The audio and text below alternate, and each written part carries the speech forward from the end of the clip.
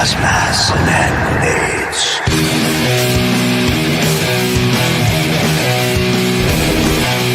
Gas masks and hand grenades.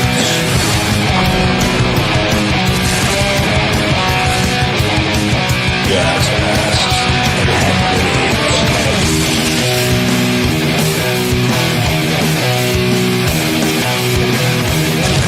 grenades. Gas masks and hand grenades.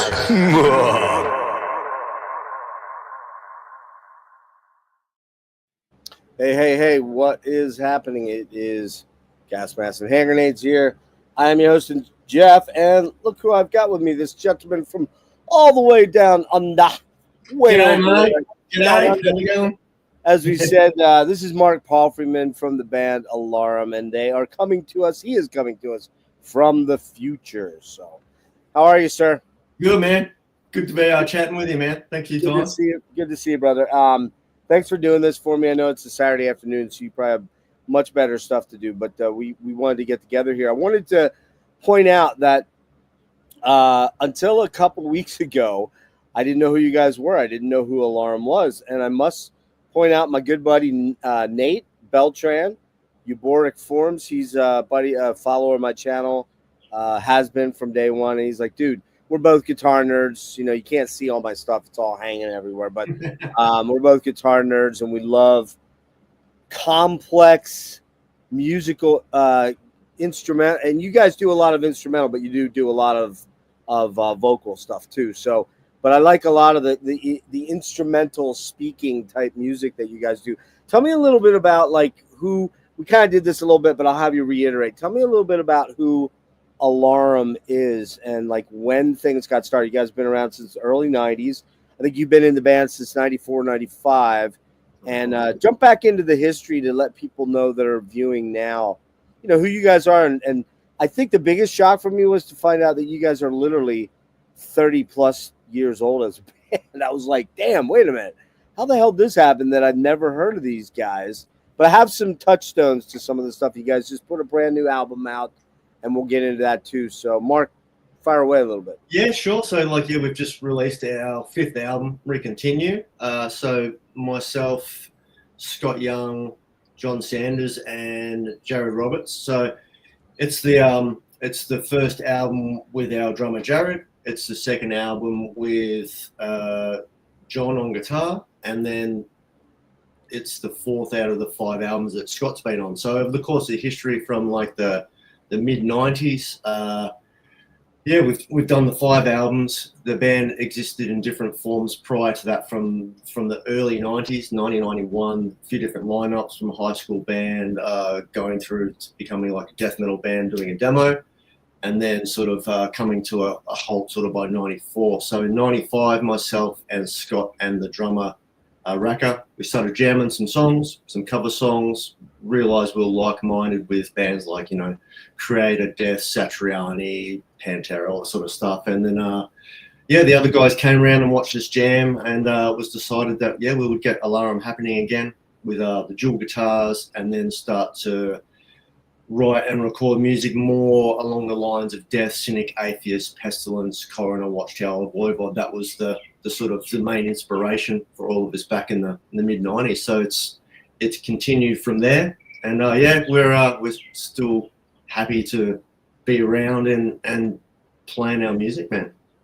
And you guys are in Melbourne, so you're in the southern part. We talked a little bit about the geography of how large Australia is and how much space is in between some of the larger cities there. When you guys formed kind of in high school. Well, the original incarnation of the band started in high school, I believe, right? Yeah. And, you know, which I'll say this too, by the way, is the fact that you're not that far behind me, because you're not that far behind me. You're only maybe a half a decade behind me in age is pretty stunning, because you look like you're in your like 30s, dude. You look I'm like, fuck, this guy looks way younger than me. But look, it's so where we are in Melbourne, it's kind of like the Florida of the States, I suppose. Like it's the South, and there's a Melbourne in Florida as well, So it's like there is. Like it's our brother city. Yeah, like started sort of in '87 myself prior to Alarum playing in other bands, and like back in those days, like my first band we were called Autopsy, and Were you then really? found a magazine, saw there's a band called Autopsy, we better change our name. But then we changed it to Immortal. Next year, there's a band called Immortal. Shit. So that first band from '87, by about '89 or '90, we ended up having to change our name 3 times, and it became Chaos Mongers, which was the Voivod song off. Dimension Hatred. So that was my like the first band ended up being called Chaos Mongers. Well, that's cool. At least there was that originality there. But so the Alarum band, though, you weren't in it originally, right? You were friends with the guys in the band, right?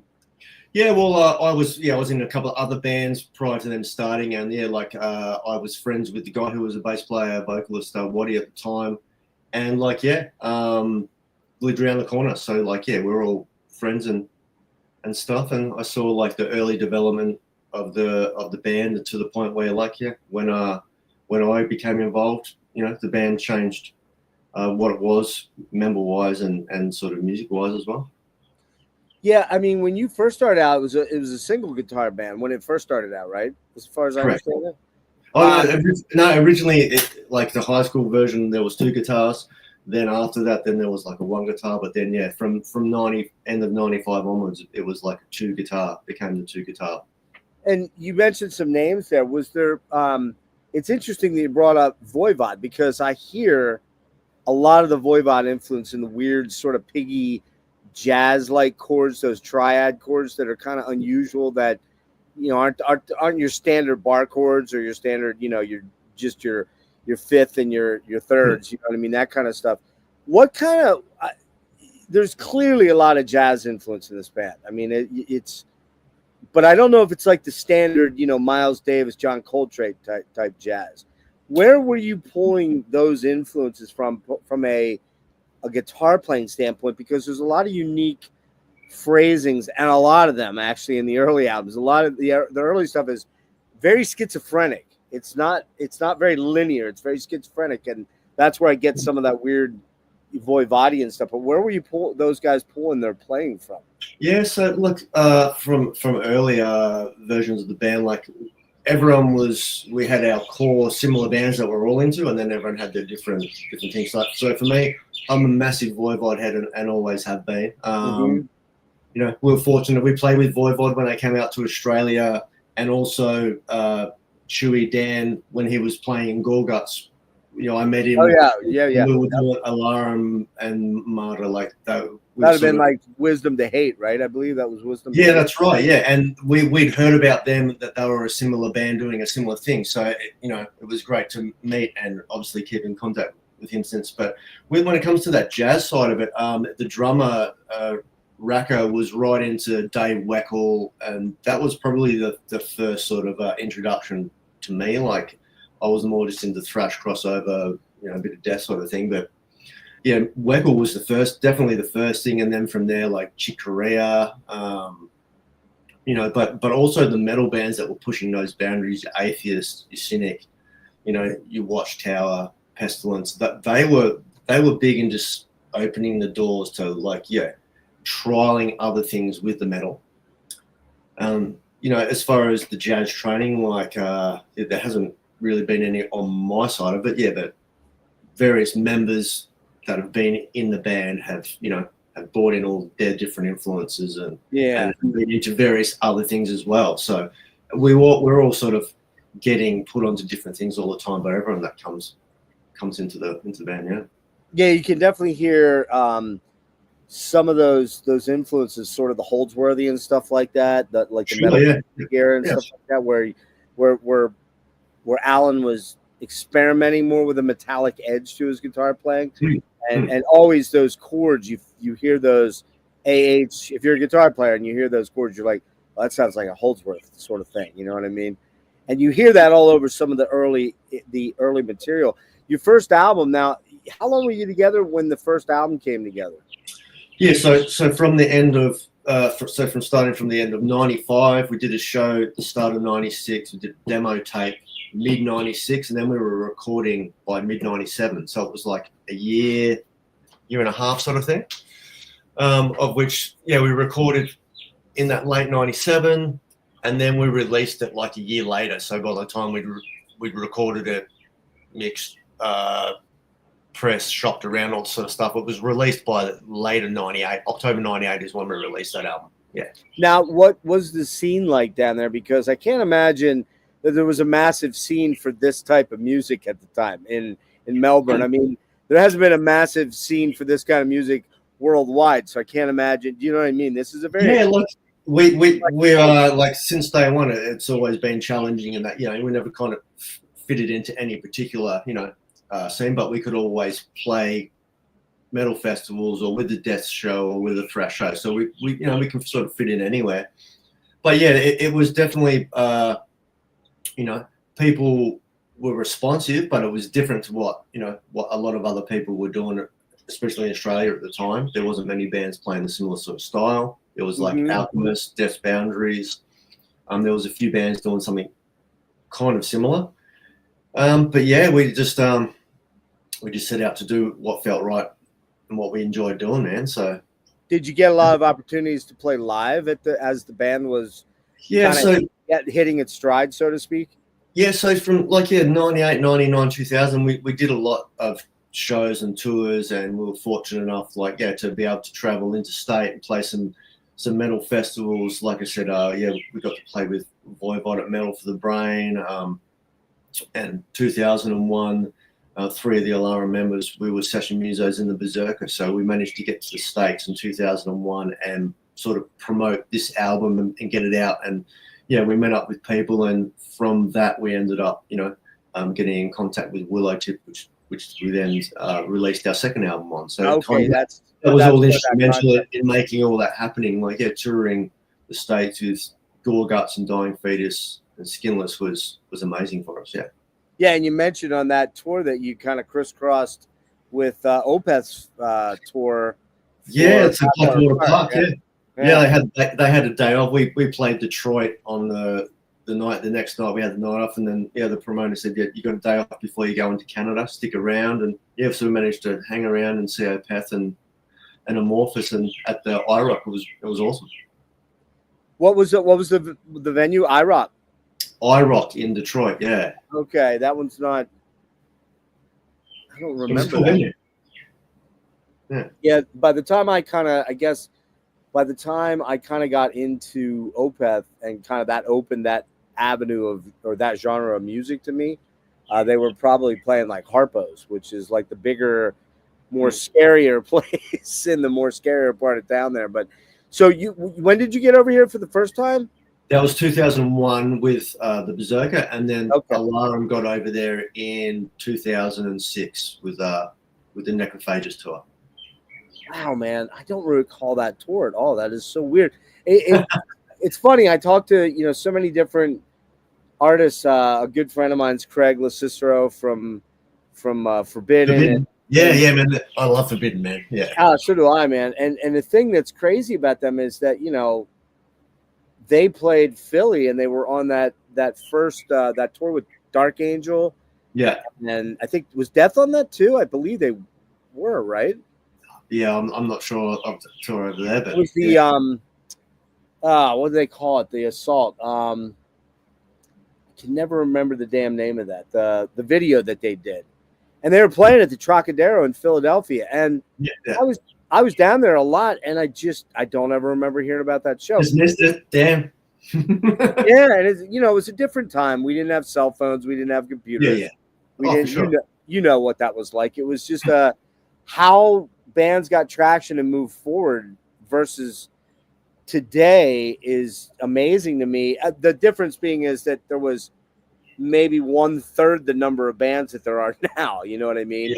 Yeah. So that's probably the big distinction is that it was harder to get noticed, but there was a lot less of that specific to compete with or to get the competition. What kind of led the movement to go with the twin guitar attack? What was the thought process behind moving in that direction? Was it specifically related to what was happening at the time as far as metal? I would assume a little bit.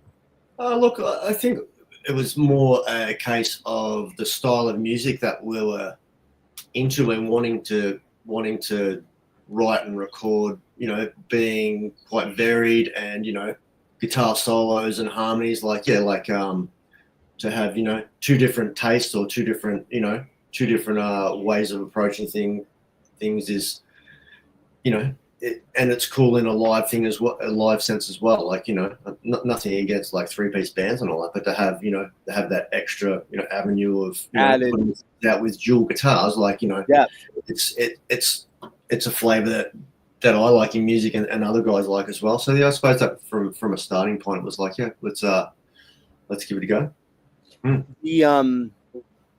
The guys now, who is still in the band that was John in the band early on, right? No, Scott. Scott. Yeah, so Scott is still in the band as well. Yeah, so he was on. Okay, so he's still around. Do you guys have a new guitarist? That's I was under the understanding that Doug Steele was playing with you a little bit. Is he playing live or studio, or what's the story there? No. So that's John Sanders is Doug Steele. So he is on. Oh, it is. Album. I didn't know that. And he was also on our previous album, Circle's End. So yeah, John's been with the band for 11, 12 years now. And okay, I didn't know he had an alter ego. The name, I didn't know that. Yeah, so that's John Sanders, mate. Yeah.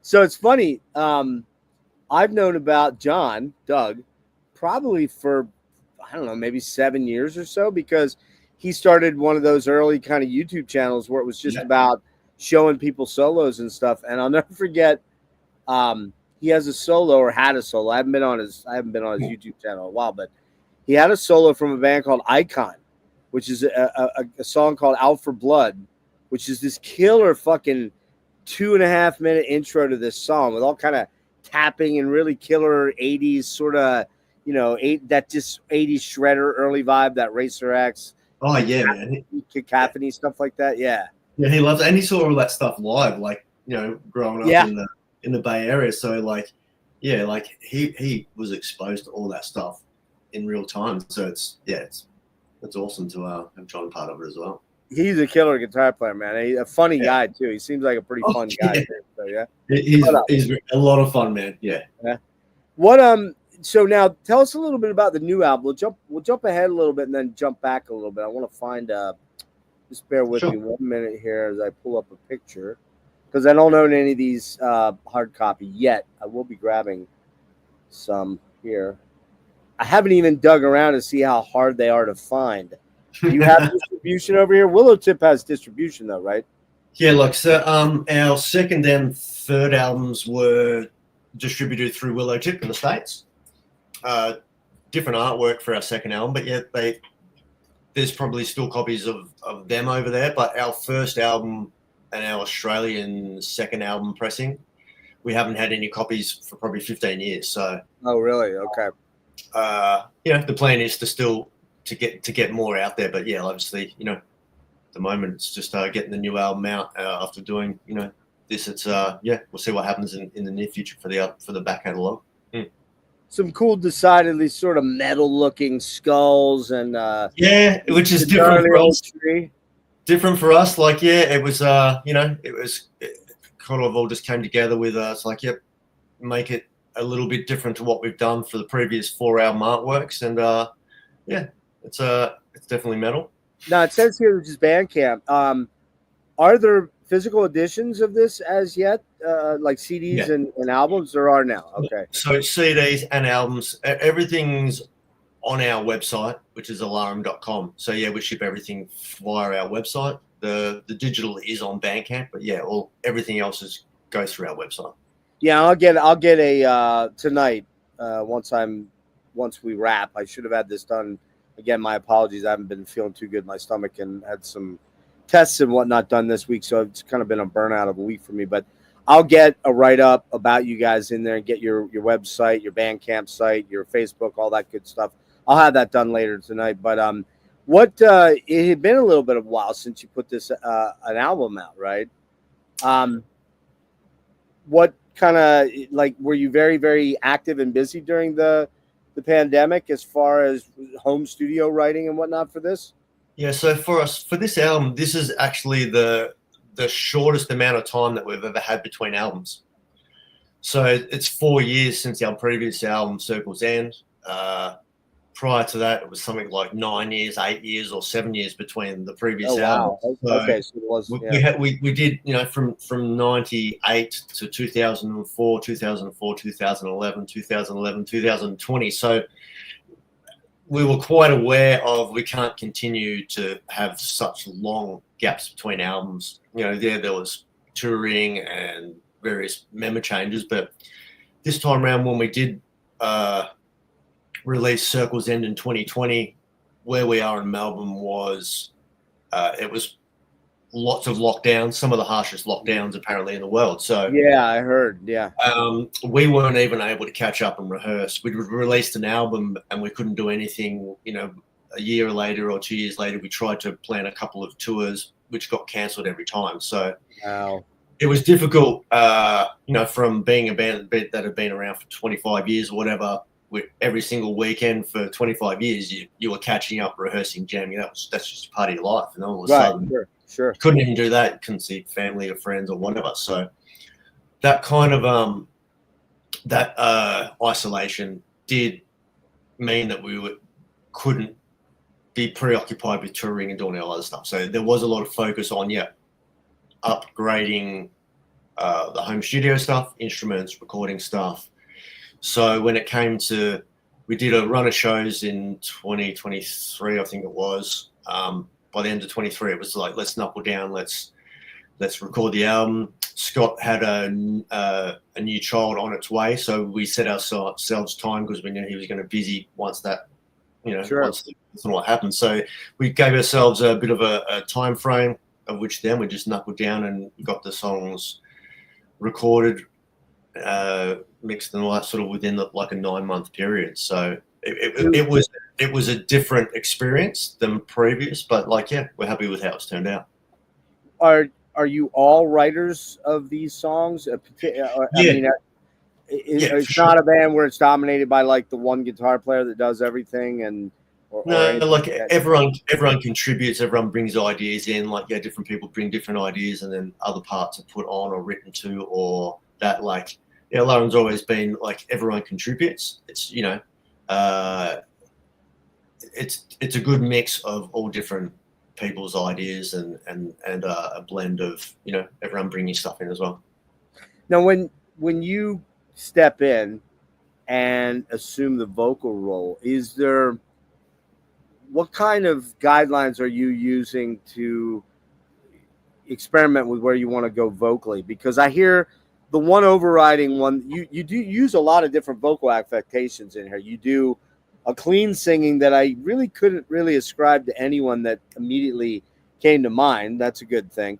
But on the deathy side, on the more, I guess, the thrashy, deathy sort of vibe side, I hear sort of like maybe mid-period Chuck, like maybe Individual Thought Patterns era, maybe a little bit later, into the final album there. What were you what were you going for? Or were you just doing whatever you could kind of manage at the time? Yeah, I think this album I approached different to the previous 4 albums. The previous 4 albums was a lot of trying to fit the vocals in with everything that was going on musically. Yeah.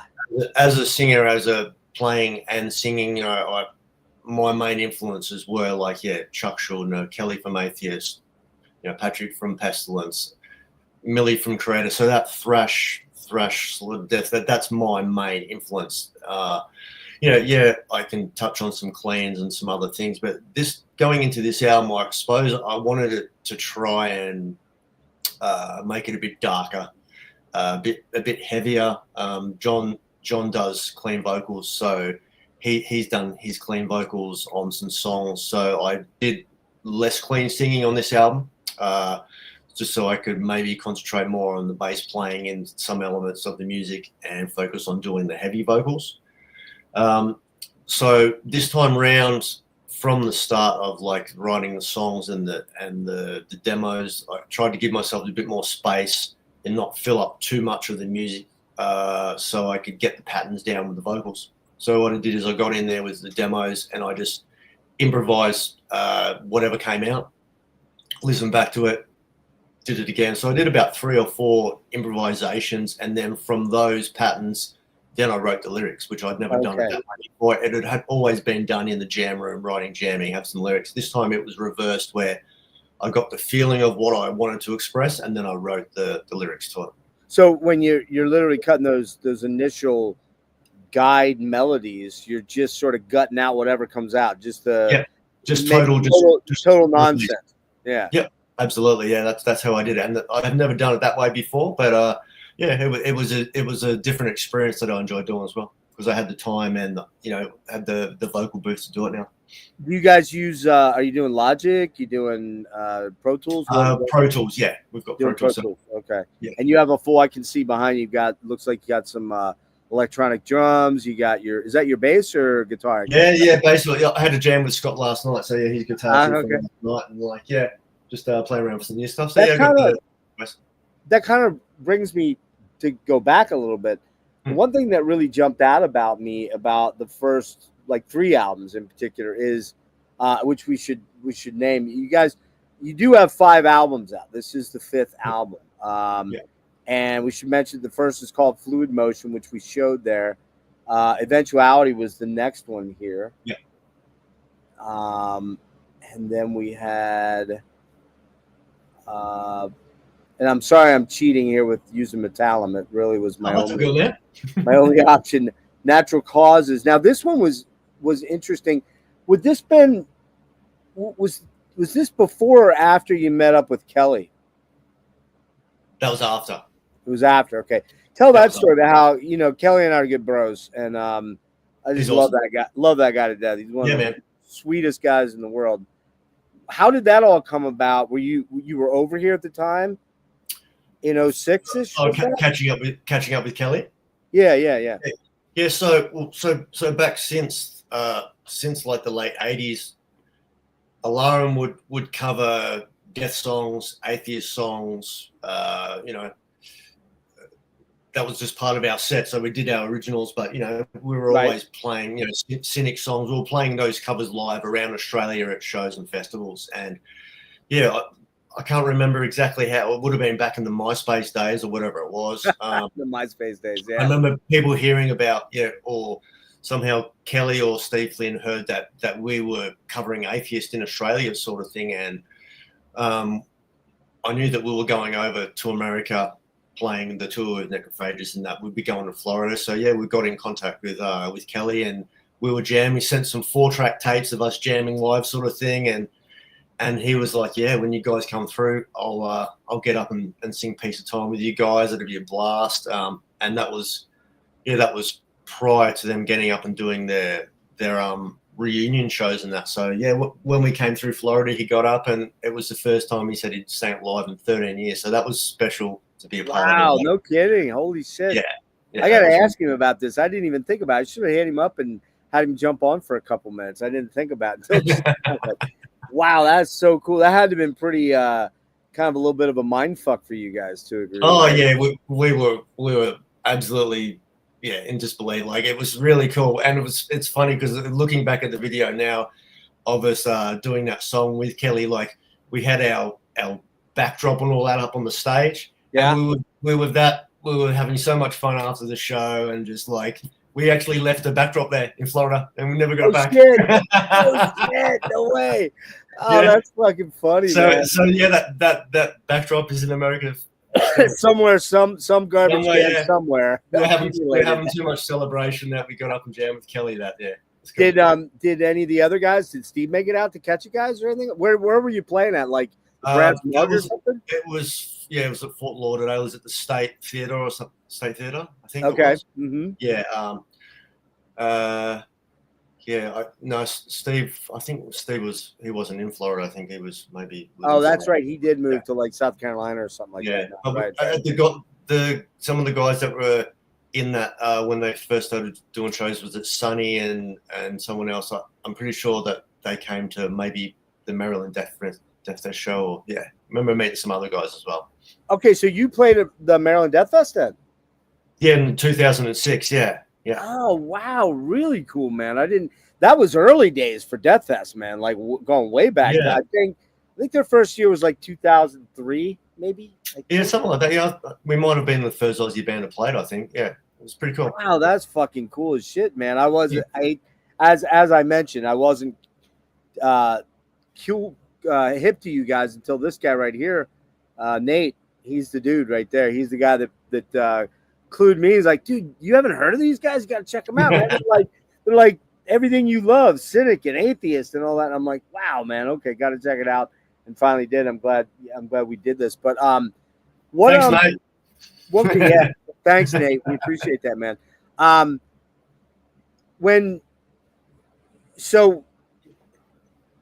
long has it been since you've been over to the States now? It's been quite a while, I guess, right? We haven't been back since 2006. Wow. Yeah. So yeah, like coming from Australia, like yeah, it's it is Cost a long is way. insane, It right? is a lot of costs. We have got back. I think after that we've been to Europe twice, but yeah, like we're keen to get back to the States. Like it's well overdue. Who would you find yourself like? I mean, obviously those bands would be a good fit, but extent of that, in other words, like if there wasn't a Cynic and Atheist tour like they did last year, I guess that was last year. I went down to see them a couple times. Who would you feel really comfortable coming and playing with in? I mean, do you feel like, because it's kind of weird because of course you kind of blend in really good with those bands, the more, I guess, musical type bands, as opposed to maybe like the pure Cannibal Corpse sort of, that kind of like crowd. But who could you see yourself playing with any modern bands now that are in the vein of what you guys do? Look, yeah, we have played obviously with bands that have come out to Australia. We recently, like the last couple of weeks, we did shows with Pestilence, which was amazing.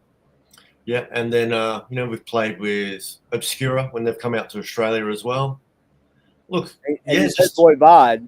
You did Boy Bod. Yeah, that was back in maybe 99 or 2000 or something when they came out here and played Metal for the Brain. Yeah, look, I suppose you hear of like bands getting around over there at the moment, like Blood Incantation and stuff like that. Like, there's lots of different bands doing different things where, I'm sure we can fit into somewhere within the spectrum. And that's a great band. That's a great band. I'm actually going to see them. I'm actually going to see them tomorrow night in Baltimore, and they've kind of morphed from this sort of, caveman dweller sort of kind of cosmic death metal to now their new album, the one that everyone's raving about, the Absolute Elsewhere, I think it is. It's killer. I mean, there's everything from Tangerine Dream to Rush on there, and it's cool to see them sort of develop and mutate into this more progressive cosmic death metal band. That would be a good band. You're right. That would fit. Yeah, well, it's cool to see that that open up into people's listening field as well. Like, broaden the horizons of what people are listening to, and mix up the metal with other elements as well. It's cool. Yeah, I think with Australia too is we typically think of Australia metal. We think of obviously our hard rock. We think of AC/DC. We think of that kind of band. But then there's the other element of Australia that I'm most probably associated with from the metal side would be that weird avant creepy stuff like Altars and Portal and some of those kind of like way out there bands, right? Yeah, there's a good mix, man. There's all different styles of metal coming at from all avenues of Australia. Like it's definitely a fertile breeding ground for different stuff. Always has been. But do you kind of think and feel that you guys are a little unique down there? I don't really think of. There's not a lot of bands I can think of that kind of do the style that you're doing from down there that I can think of. Yeah, look, it's interesting, I suppose, to think back over the last 30 years of all the bands that we've seen, and played with, and that have come and gone, and that are still around. And yeah, there's definitely a lot of bands that have their own unique sound, obviously influenced from everything around the world. But yeah, there's definitely some unique sounds coming out of the country for sure. Do you see any? Are there any looming opportunities to do anything pretty extensive? I mean, you mentioned that you just did the opening slots for a couple of Pestilence dates. Did you do the whole country or just like localized to you guys? Yeah, we did the East Coast. So we did Brisbane, Sydney, Canberra, and Melbourne. They went over and did a festival in Adelaide that we didn't do. But yeah, it was ourselves and a Bremelin, another a Melbourne old school death metal band who are awesome. So yeah, like we got a chance to do those shows with them. And as far as opportunities moving forward, like yeah, like I said, we haven't been to America for a long time. It's been a while since we've been back to Europe. We've never been to Japan and some of the Asian countries, South America. So yeah, there's lots of places that we really want to get to. I suppose it's just making sure that everything lines up. It's it is expensive to get out and do that sort of stuff, but if people get behind the album and support and all that, there's no reason why we can't get over there and make it happen. Well, now, okay, so the new album here, Recontinue, is this an independent release? Did you guys finance it yourself? Absolutely. Like even from day one, like every album we have financed and self-released every single album. We have licensed it out, like the second and third album to Willowtip, and then it was also to Earache in Europe. But yeah, we've Dinner for Wolves, the last album. But yeah, we've always sort of put it all together ourselves. Had a couple of little helping hands, but yeah, primarily we've always been an independent band. Are you still in touch with Kelly? Yeah, still in contact with Kelly, man. Like he's awesome, and yeah, it'll be cool to make some stuff. Would love to get Atheist out to Australia one day. We've been talking about it all the time. So that's a thing to make happen. A dream to make happen for sure. To do Alarum and Atheist shows, we would absolutely kill it. Yeah, I know they're finally working on some material. They've had some issues with that label over in Poland that they're dealing with, Agonia, which is they're a little bit stuck in terms of a contract and whether they're going to move on it. But Kelly told me he's writing, so that'll be. I love everything that Kelly's done, like all the new Erotica and the Till the Dirt, everything. Yeah, the Till the Dirt, man. That's fucking. Man, that Till the Dirt shit was like when he's like, "Hey, man, I gotta send this to you, but just listen to it a little bit. Don't jump to any conclusions." I'm like, yeah, bro, that shit is like, what is going on, man? Yeah, and he sent it to me as well. It's like when he was writing, it was like, yeah, that's awesome. Like, yeah, I got a copy on vinyl, man. I love it. It's great stuff. Yeah. Great dude too. So, let's see. I'm trying to think if there was anything else. So these can be gotten on the website then, right? Yeah. So we've got CDs and vinyls. We've got green vinyls. Here you go. I'll give you a quick peek. We've got the. There you go. Oh, nice.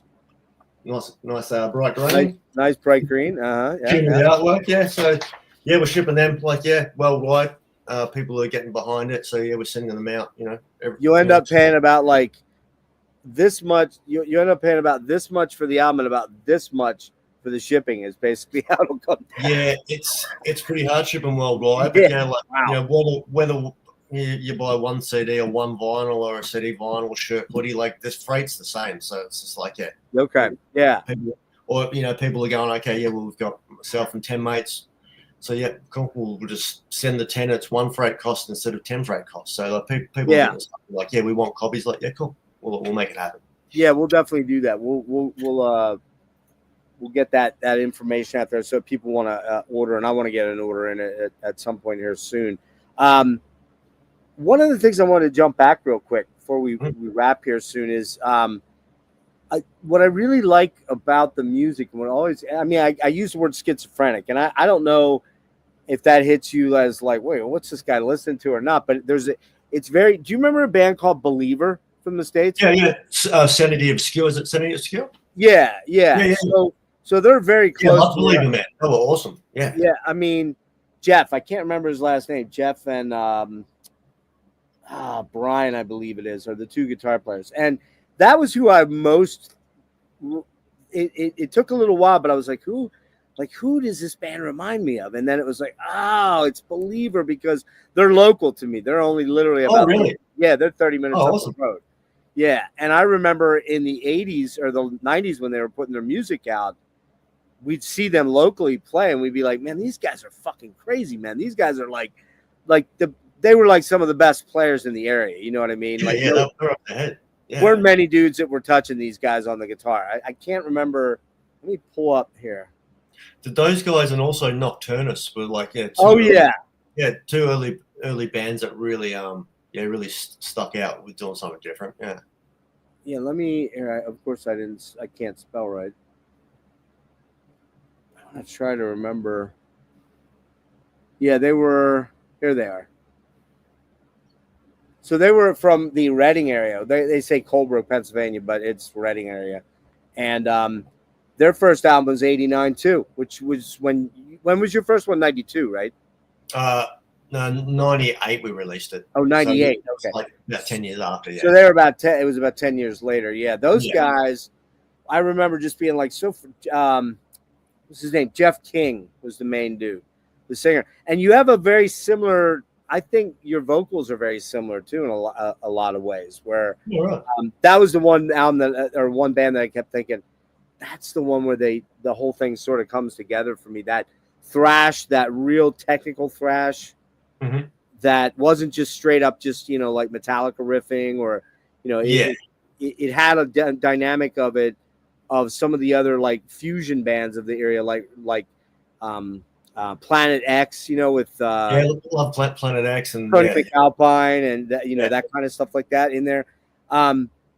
When you guys were putting together the early sound of this, what really jumped out at me was a lot of the clean tones on the guitars, because they had that very of the era sound. And I was curious, do you remember what kind of gear you guys were recording with, like especially outboard gear, like effects and things of that nature? The early days. The first album was recorded to tape, and pretty sure back then the guys were using Digitech. Was it 90 whatever? Yeah, like the purple, whatever the Digitech effects processors were. The guys were using them from memory for basically all the sounds for the first couple of albums pretty well. Yeah, that I also, it sounds like I'm hearing that the G2 system. Do you remember the G2 system? That guitar synths? Yeah, that had the MIDI stuff. The MIDI stuff. Yeah. Yeah. So both Scott and Mark Evans, they both had the guitar synths pickups on the guitars as well. Yeah, so there was definitely for the first couple of albums. I can't remember if there was anything on the third, but definitely the first two, there was stuff on there. Now, do you feel at all like that in the band, there's most bands, particularly bands that have been long in the tooth, that have been around many, many years and that have had some success, i.e. they've gotten a tour a little bit like you guys have locally, but also, or, like globally as opposed to just nationally. Do you find there's always that one guy in the band that's got to keep things going, like got to keep things driving? Or have you guys? Do you guys have that, or is it you? Or okay, it is you. Okay, I'm definitely up for making things happen, and there's a lot of untouched musical area and touring places that we haven't got to. So the plan is to get out and do as much as we can while we can. Yeah, keep it rolling. Yeah, and you guys aren't young cats anymore, right? You're not. No, we're not getting any younger, mate. So, I suppose for the first four albums, we released an album in the '90s, an album in the 2000s, an album in the 2010s, and now we've released two albums in the 2020s. So you're actually picking up steam. The plan is to turn it around, and instead of getting maybe streaming it back and doing less, let's do more and let's get heavier and let's get more technical and more jazzy. Let's flip it on its head and turn it around the other way. What do you listen to these days? Like, what is inspiring to you? You mentioned the Blood Incantation and the Voivod. Is there new stuff? We're old heads. We've been around a long time, and unfortunately, I don't know if you find this, but I do consume a lot of newer music. But a lot of my standbys are the old standbys, the things I always go back to. What about you? Like for the last year, obviously the whole recording process, recording here and recording it wasn't a lot of exploration of anything else other than what we were recording and writing, you know. Sure. Other than like, yeah, any time out, then I'd go grab the, the 80s and 90s thrash records and put them on. Like, I love listening to vinyl. So anytime if I am, having time out and listening, it's, generally throwing on the vinyls, the old stuff. Now that the last week after getting back from doing the shows with Pestilence, now I'm on a journey to explore and to listen as much stuff as possible. I've just said, so I've got onto the Blood Incantation. I've got a mate who is releasing a new album shortly, which I know he's just finished that. So, this afternoon I'm going to give that a spin and have a listen. I'm really excited to hear that. And yeah, I look forward to sort of seeing, we have seen some bands that we played with that I hadn't seen before, and they were really impressive. There was a band, they were called Dharma, that played on one of the Pestilence shows. They were amazing. They were like a Buddhist black metal band. They were from Taiwan, I think. They were really cool. Young band from when we played in Canberra called Gossica. So look, yeah, I'm looking forward to checking out some new stuff. So yeah, I'll be exploring. One of the other elements of the band that I hear too is kind of a hearkening back at times to the Shrapnel era. Yeah. Not so much in specific, like to a specific band or like, oh, you sound just like, because you really don't sound like any band of that era specifically, but the kind of the unbridled ripping of the guitars. The guitars are very centrally important to your sound, I believe, in terms of what's dynamically going on between them. And I hear sort of those Greg Howells, the Tony McAlpine stuff. There's a lot, both your guitar players are incredible guitar players. All of that era is, was all influential, whether it's guitars or even like, the bass playing. Like we grew up, learning from VHS videos, like that's, that was it, there was no internet. So like, yeah, even who were your bass influences? Who were the biggies for you? Oh, look, in the early days, it was Cliff Burton. Yeah. Like Roger, Tony Choi, Lewis Johnson with the slap. So I was like big into the slap bass. So like getting one of Lewis Johnson's slap videos was Mamelli, Patrick Mamelli. Oh yeah, like with the Pestilence with him and the guitar vocals, but I think also on the bass, like for me, I got right into like Cryptic Slaughter. For me was like one of my big influences.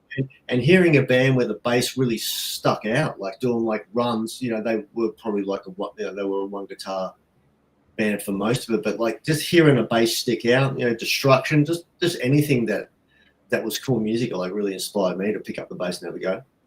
Well, okay, so if I had to nail you to a cross and say name your top 3 bass influences, like start to finish, who are you going with? Roger, Cliff, and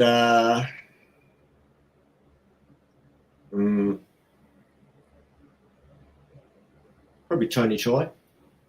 All the OGs of that era of that music there, yeah. I think so. You're like, yeah.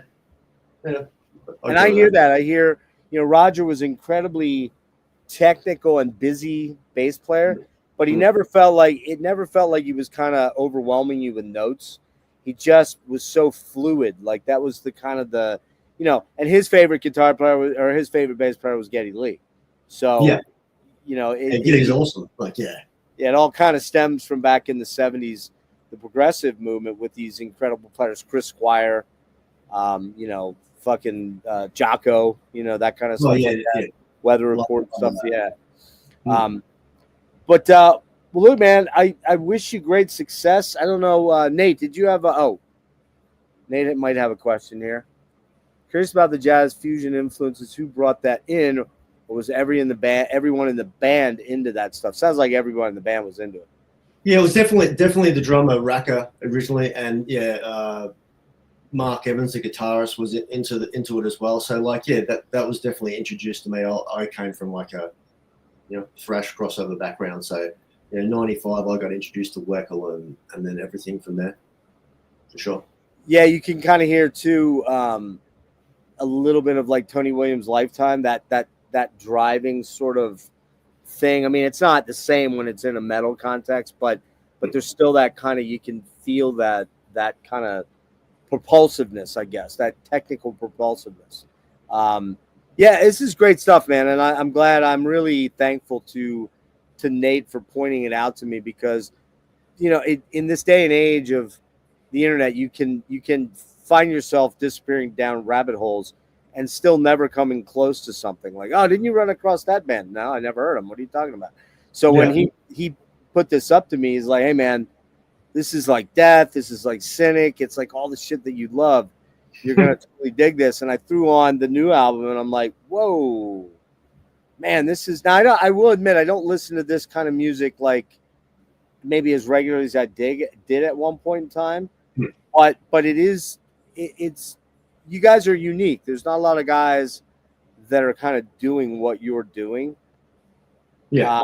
So it makes it a unique listen that you're not going to just hear. Like, there's 9 million cavernous death metal albums out there. You know what I mean? It's like you know what I'm talking about. There's a lot of copycat sort of bands that kind of take one particular OG band and go, all right, we got to beat that sound to death. You don't really do that, because you're mixing so many elements of the rock world, the heavy rock world, I guess is what I'm getting at. Yeah, well, look, yeah, we really appreciate your support and like talking and letting other people know about it. Like, it is something that we enjoy doing and have been doing for a long time. So like, the fact that people are still discovering us now, hopefully more people, can be exposed and check out not only our new album but our back catalogue and get something out of it as well. Like the music, it's a connection, and we're all doing it because we love music, and if people can listen to it and appreciate it too, well, that makes it all worthwhile. Did you get to meet? Have you gotten to meet like Paul Masvidal at all? Yeah, absolutely. A couple of times we played one show in Holland. We went and played Prog Power Europe, and that was when they just came back with the Trace from Air album. Oh, nice. So yeah, we got to play that show and hang out with them at the show, and then also in Amsterdam for a bit. And then when they came out to Australia, we went to Adelaide and hung out with them, and Paul's great. Paul's great. He's and I mean, he's got great young players with him now. I mean, I just saw them not this past July, but the July before, and they did. I believe they did. Yeah, they did all of Focus. Yeah. And what's cool about, and I don't know about you guys, but when you play now, do you play using backline or not? Because like in their case, it was interesting to see the juxtaposition between Kelly and Atheist coming out with savagery, just Marshall amps and just cranked and just feral as hell. And then Cynic comes out and there's no backline, there's no amps. It's all through quad cortex and fractal, and it's a unique, different kind of experience. You know what I mean? Two different ways. Like we're still they're playing with the amps and you're lugging the amps around, killing your backs. Yeah, we're still old school at the moment, mate. Yeah, for the moment. Nice. Nice. Well, listen, I promise you by tomorrow I will have up a write-up with links. I'll try real quick after we get done here to at least throw up the website and all that stuff. And then I've got a little bit of a write-up that I was working on. I'll try to have that and have some artwork off to you. And then I'll get a link off to you in case you want to share it. For anyone. Absolutely, man. Yeah, really appreciate it, man. It's awesome. Yeah, Nate, thanks for the tip here. Thanks, Nate. Yeah, I love the new album, not only musically but mixed production-wise too. My favorite sounding album. Tones are killer all the way around. Yeah, it's very. Thanks, man. It's very modern sounding without sounding clinical at all. It still has a real. It has balls to it, which is good. That's good to hear. We definitely set out to try and keep it, as honest as possible. And Troy McCosker did a great job mixing it. And, it was awesome working with him. Okay, so I guess we'll wrap there, Mark. I really appreciate your time tonight, man. And man. Thank you. Hopefully one of these days you'll get back over here. Yeah. Even if it's just like to a Death Fest or something like that again, Yeah, we're keen to get over there and do some stuff. And seeing the bands that are active these days and playing shows. There's lots of cool bands that are out there doing stuff. So yeah, hopefully we can hook up with them. I even see that Marta have been doing shows. So yeah, hopefully we can hook up with someone over there and get something happening. Just as a final question on that, how difficult, like in working with, I mean, do you have a booking agency and a promoter over for in the States? Yeah. No, just when we have done it, we just worked through channels and friends, and it'd be good to have someone over there making it all happen. But at the moment, it's just touching through networks and friends. And I don't know what it's like the process of getting work visas, probably. And now, unfortunately, it's gotten a lot harder than what it used to be. Yeah, and now that you've got who coming in, it might even be much harder. We'll see. We'll do whatever we can from our end. We've had some support here from our end, from our government, to get over there previously overseas. So we'll be doing everything. Oh, that'd be cool. To get that behind us as well. All right, everybody. Well, listen, everybody go check out Alarum. The new album just came out on November 8th. Give them the title again, Mark. Recontinue. And it's really, again, if you dig the more technical, like thrash element of the death metal scene out of Florida, you're definitely going to enjoy this band. Later Death, mid-Cynic, early mid-Cynic there, those first two albums, even quite a bit, the third album, which is escaping me the damn name. What's the third album called? Cynic. Atheist. Atheist. Elements. Thank you. Yeah. Yeah. Of all their albums, like, I could really say that might be the one where the sound really, where you guys, even though it was probably the first two that were more influential on you, it still is, because of the jazz element of things. And the Latin stuff. It lends itself a little better to Elements, I think, overall. Yeah, it's a great album, man. I love it. But if you dig that, you're going to dig these guys. Consummate players. You guys are fucking incredible players, man. I mean, all the way around. Thanks, and that's fun. Man. Yeah, for music nerds like me to get off on listening to that stuff still, the wild fusiony bits like that, because those guys, Weather Report, of course. Oh my God, man, I'm having a tough time tonight. Birds of Fire. Mahavishnu. I'm it's coming to me in bits and pieces here. But bands like that, where they're kind of not your run and mill. You don't think of metal with those bands. Early Al Di Meola, like Casino and Land of the Midnight Sun, and just really cool fusiony stuff with fiery guitar. This is a band for you. You're definitely going to check. And I, with the added bonus of kind of the death metal, thrashy death metal vocals that kind of add a dimension that you're not going to hear on a lot of other bands out there. So I suggest everybody go out and check this out. I will get some links up. Go support these guys. Help them out. Let's get them over to the States here for a tour before they're before they are in their walkers and cane era. We don't want to. Well, yeah, we're getting closer to it, so we've got to make the most of it while we can, mate. Oh, I know, man. I know that feeling. Just trying to get up out of bed some days. You're like, God, come on, man. Really? Seriously? It can't really hurt this bad. It's all in my head, right? So, all right, hang on one sec, Mark. Hang around one moment if you could, yeah. Cool, man. All right, I'm going to end right now. Everybody, thank you for being here tonight. And go run. Oh, real quickly, before we tie up, and I should have done this at the start, and I totally forgot. So it came to my attention yesterday that a good friend, he lost his entire house to a terrible fire the night before last. And that guy is Jeff Wagner. And if you know anything about Metal Maniacs, or he did the book Mean Deviation. He also did the Peter Steele book. He's working on a Voivod book that's about to drop. Yeah. He did the this book here. Let's see if I've got it handy. He did this book here. The Fates Warning book, Destination Onward. Cool. Jeff lost his house. His entire house burned down 2 nights ago. They had a cat blanket out on their porch, like to keep their cats that were outdoor cats warm, and it short circuited and it caught their whole house on fire. And they were lucky enough to get out. They did lose 2 pets, and they have one that's on life support, I believe, last I heard. There is if you go out to Radical Research on Instagram, I should have had this information. I will have it in the description. I will put the GoFundMe link up. There is a GoFundMe for them to help them kind of get back on their feet in the immediate future. Jeff's been a writer in the metal world going back into the late 80s, I believe, certainly through the 90s and 2000s. And, of course, he's continued to write fantastic books.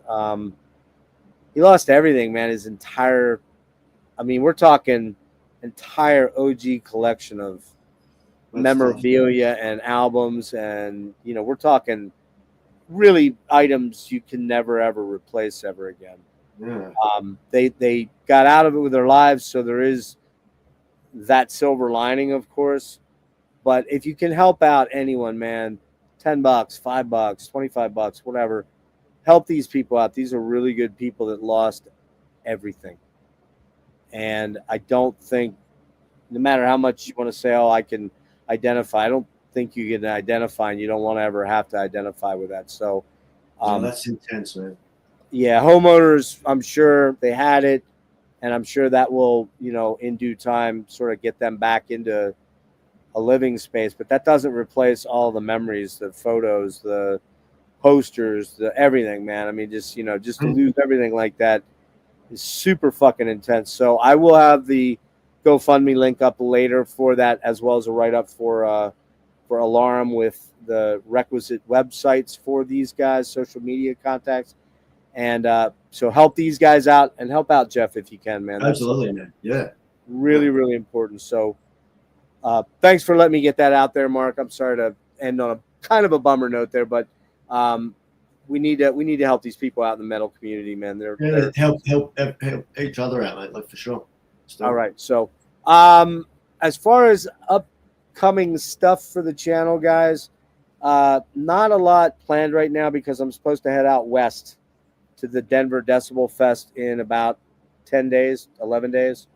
And so I'm not planning a whole lot because I'll be on the road. I'll be going out to San Francisco and catching a couple shows. For about 2 weeks, I'll be traveling. So you'll see some live check-ins from the road, but I don't think there'll be any major interviews unless I score that Opeth interview. I'm working on it right now. If that comes up, we're definitely going to slide that in somewhere, somehow. So have you heard the new Opeth album? Are you a fan? Yeah, man, for sure. Yeah. They're coming out to Australia soon. They are. Yeah, they're coming out. Fingers crossed. You know, we can get Alarum. They're playing the Sydney Opera House as well. Oh, try and get some shows with them. So we'll see what happens. That would be awesome, man. I mean, the new album is just a fucking mind blower, dude. Wow. Yeah. I've gotten 4 listens in. I'm like, man, hard to say that Mike Ockerfeldt might not be the best songwriter of the progressive death metal here. That guy is just unreal. He's rad, man. All right, everybody, go check out Alarum. Support Mark and the guys. If you don't know, they're one guitar. Explain one last time. Doug Steele is like his internet name. Is that the deal with John? Yeah. I never knew. I never knew. I feel so. Check out his channel, man. Go and check out his YouTube channel. Go to his channel. You want to learn. He rocks, man. He does great transcriptions of really difficult solos. A lot of stuff that's a little beyond me as far as my playing ability, but go check him out. I'll try and remember to throw a link on for that too. Mark, thanks for all your time tonight, man. Go enjoy your man. Thank you. Really appreciate it, man. Go enjoy your Saturday afternoon, but give me one moment here and we'll wrap up here. Cheers, man. All right, everybody, take it easy. Good night.